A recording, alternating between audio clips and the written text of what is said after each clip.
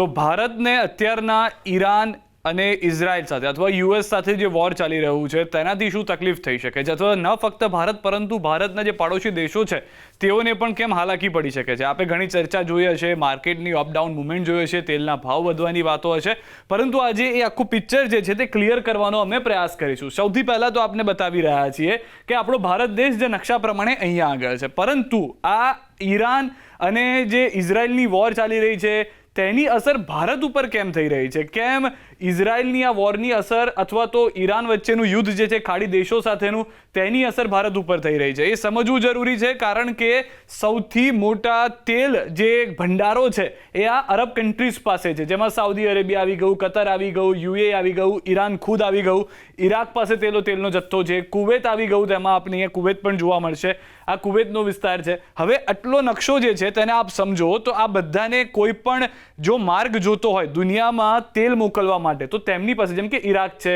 Kuwait છે, Iran છે, Qatar છે, યુએઈ છે, સાઉદી અરેબિયાનો મોટો વિસ્તાર છે, એ લોકો પાસે જગ્યા ફક્ત આટલો જ દરિયાનો વિસ્તાર છે જે આપ તમે જોઈ રહ્યા છો. હોર્મુઝ સ્ટ્રેટ તરીકેની આ જે જગ્યા છે તે ખૂબ મહત્વની છે. ઈરાને દુનિયાની દુખતી નસ દબાવી દીધી છે. આ બધા ધંધે લાગી જશે તેવી વાત કેમ કરવામાં આવી રહી છે? કારણ કે આ સફેદ નસ જે છે એ એક મહત્વની છે. દરેક લોકો જેટલા પણ ભારતની આસપાસના પડોશી દેશો છે એ તમામને આ હોર્મુઝ સ્ટ્રેટ જે છે તે સૌથી વધારે ચિંતાનો વિષય લાગી રહ્યું છે. કેમ કે ત્યાંથી તેલનો મોટા ભાગનો ભંડાર પસાર થઈને આવે છે. હવે આપ એ સમજીને ચાલો કે જે ઈરાન છે તેઓએ અત્યારના જે સમાચાર છે જે કહેવામાં આવી રહ્યું છે, ઇન્ટરનેશનલ મીડિયામાં આવી રહ્યા છે, ઈરાને કહી દીધું છે અત્યારના જે ઇન્ટરનેશનલ મીડિયા રિપોર્ટ છે તે પ્રમાણે કે અમે હોર્મુઝ સ્ટ્રેટ જે છે તે બંધ કરી રહ્યા છીએ. હવે આ જે વિસ્તાર છે 30 થી 35 કિલોમીટરની પહોળાઈવાળો વિસ્તાર છે. અહીંયા આગળ આપ સમજીને ચાલો કે 5-7 વેસલ જો સામસામે આવી જાય જે ઓઇલ લઈને જતા હોય છે તો પણ ત્યાં આગળ લાંબા સમય સુધી હાલાકી થતી હોય છે. હવે જેમ કે કતાર, યુએઈ, ઈરાન, જે બીજા બધા નાના ઓમાન જેવા દેશો છે જેઓ પાસે આ વિસ્તાર જે છે તે મહત્વનો છે. હવે ઈરાન તરફથી આ બંધ કરવાના દાવા કરવામાં આવી રહ્યા છે, જો કે સત્તાવાર કોઈ પુષ્ટિ હજી થઈ નથી. ઇન્ટરનેશનલ મીડિયામાં અલગ જગ્યાએ વાત કરવામાં આવી રહી છે. ભારતને શું અસર થશે? કારણ કે ભારત જે છે તે લિક્વિડ નેચરલ ગેસ હોય, એલપીજી હોય, આ બધાનો મોટા પ્રમાણમાં આયાત કરતો દેશ છે. હોર્મુઝ સ્ટ્રેટ કેમ મહત્વપૂર્ણ છે? દુનિયાના વેપારમાં હોર્મુઝ સ્ટ્રેટની મહત્વપૂર્ણ ભૂમિકા આ અરબ દેશોના કારણે છે. કાચા તેલ, ગેસ માટે ધોળી નસ સમાન માનવામાં આવે છે. આટલો જે જળમાર્ગ છે એટલો જળમાર્ગ દુનિયામાં થતા કુલ વેપારના અંદાજે 20% તેલ ગેસ વેપાર જે છે તે આ આટલી ફક્ત જગ્યા જે છે તેમાંથી પસાર થઈને નીકળે છે. ભારત છે, ચીન છે, ઉપરાંત યુરોપના દેશોની પણ નિર્ભરતા ખૂબ જ મોટી છે હોર્મુઝ સ્ટ્રેટ પર. હોર્મુઝ સ્ટ્રેટ ખૂબ જ મહત્વની ભૂમિકામાં છે.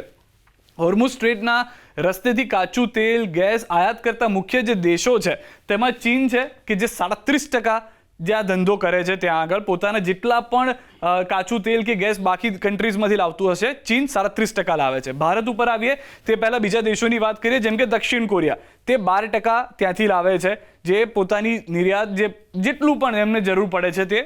જાપાન 11% લાવે છે. હવે આ બધા જે છે તે આપ જોશો તો હોર્મુઝ સ્ટ્રેટથી પસાર થઈ અલગ રૂટ, જેમ કે ઇન્ડિયન ઓશન છે ત્યાંથી પસાર થઈ અને પછી જતા હોય છે. પરંતુ ભારત માટે ચિંતાની વાત કેમ છે? ભારત ભલે આ જે આખો રૂટ છે તેના 14% હિસ્સો જ ધરાવે છે, પરંતુ જો ભારતની ખુદની ઇન્ડિવિજ્યુઅલ કેપેસિટી જોઈએ તો અંદાજિત 50% જેટલો જથ્થો, જે વિચારીને ચાલો કે આપણે 100 લીટર તેલ જોઈએ છે તો 100માંથી 50 લીટર તેલ જે છે એ આ હોર્મુઝ સ્ટ્રેટની મદદથી અહીંયા સુધી પહોંચે છે, જે વિસ્તાર છે તેની મદદથી પહોંચે છે.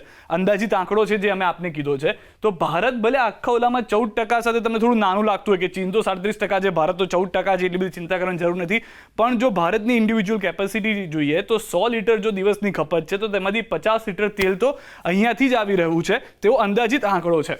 હવે કાચું તેલ ભારતનો અંદાજિત આંકડો છે 41.3 કરોડ લીટર પ્રતિ દિવસ, એટલે કે 50%. 41.3 કરોડ ટોટલ આપણે 82.3 કરોડ લીટર પ્રતિ દિવસ જે છે તે ખપત છે, તો એના 50% પ્રમાણે આટલી ખપત ત્યાંથી થઈ રહી છે, અંદાજિત આંકડો છે.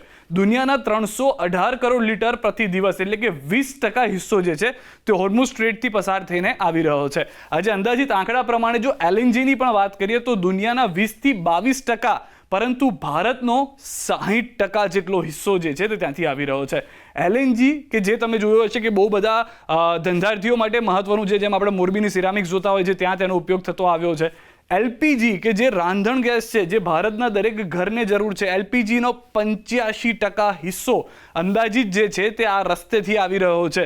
આપ વિચારીને ચાલો કે 100 ઘરની અંદર LPG જઈ રહ્યો છે તો 85 ઘર જે છે તેમાં હોર્મુઝ સ્ટ્રેટનો મોટો ફાળો છે કે ત્યાંથી આવી રહ્યો છે. આ અંદાજિત આંકડા પ્રમાણે એ આપણને જોવા મળી રહ્યું છે. એટલે કે આ સફેદ નસ જે છે જો એ બંધ થઈ જાય છે, જે અત્યારને ઈરાન તરફથી દાવો કરવામાં આવી રહ્યો છે કે અમે હોર્મુઝ સ્ટ્રેટ બંધ કરી દીધો છે, તો ખૂબ જ મોટી હાલાકી ભારતના લોકોને થઈ શકે છે.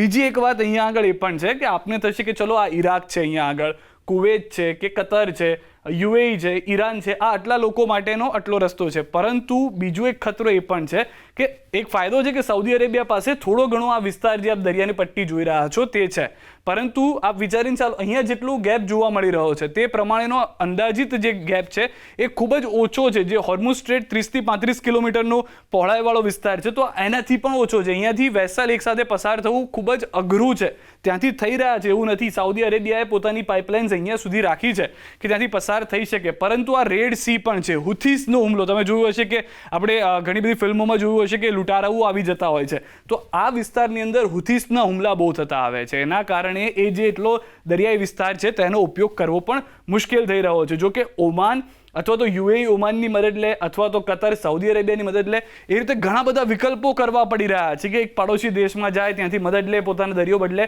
યુરોપની બહુ બધી કન્ટ્રીઝ એવી છે કે જે એનો મદદ લઈ રહી છે. તો આ બધી જગ્યાથી પસાર કરવું ખૂબ જ મુશ્કેલ છે કે અહીંયાથી એ પસાર થઈને જાય અને ત્યારબાદ તેમની કન્ટ્રીઝ સુધી પહોંચે. એટલે કે ઈરાન જે છે તે એ ટેકનિક વાપરી રહી છે કે હોર્મુઝ સ્ટ્રેટ બંધ કરી દઈએ. હવે બંધ કરી દીધા બાદ દુનિયાને ખબર પડશે કે કેટલી ખરાબ પરિસ્થિતિ છે, અને ત્યારબાદ અમે ટેક્ટિકલી આગળ આવીશું અને પછી અમે અમેરિકા અને ઇઝરાયલને દબાવવાનો પ્રયાસ કરીશું. આવું કેટલાક પંડિતો માની રહ્યા છે, પરંતુ એનાથી આર્થિક નુકસાન ઈરાનને પણ થશે, કારણ કે બીજા બધા વિકલ્પો ટૂંક સમયમાં શરૂ થઈ જશે. જેમ કે રશિયાએ કહ્યું છે કે અમારા જહાજો તેલ ભરેલા તૈયાર છે, ભારત કે અમે મોકલાવી દઈશું.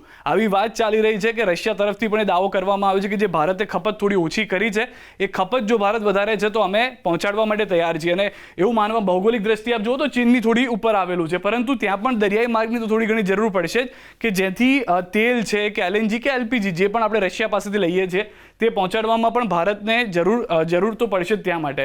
તો મોટા મોટી જે પરિસ્થિતિ છે એ પ્રમાણે આ જે હોર્મુઝ સ્ટ્રેટ છે જો એ બંધ થયો જે દાવો કરવામાં આવ્યો છે, તો શક્યતાઓ છે કે ભાવ વધારો જોવા મળી શકે. ન ફક્ત તેલ કે પેટ્રોલના ભાવમાં વધારો થાય કે ન LNG LPGમાં, કેમ કે આનાથી બધી સાયકલ્સ ચાલે છે. તો શક્યતાઓ છે જેમ ટ્રકમાં પેટ્રોલનો વધારો થાય તો તમારે ત્યાં આવતા શાકભાજી મોંઘા થઈ જાય, તમે જો કોઈ વસ્તુ ખરીદો છો તે મોંઘી થઈ જાય. હાલમાં શક્યતાઓ એવી છે કે જ્યાં સુધી જો હોર્મુઝ સ્ટ્રેટ બંધ રહે છે ત્યાં સુધી એ ચિંતાની વાત છે. પરંતુ જો આ ઈરાન, ઇઝરાયલ અને USAનું યુદ્ધ ખતમ થઈ જાય છે તો ફરી એક વખત જે ભાવ વધારાની થોડી ચિંતા હતી એ ઘટી જશે. માર્કેટમાં જે જોવા મળી રહ્યું હતું વોલેટિલિટી, તેમાં પણ થોડી શક્યતાઓ છે કે તે થોડું સ્ટેબલ થાય અને તેમાં પણ જે રોકાણકારો છે તેઓને પૈસા પાછા મળે.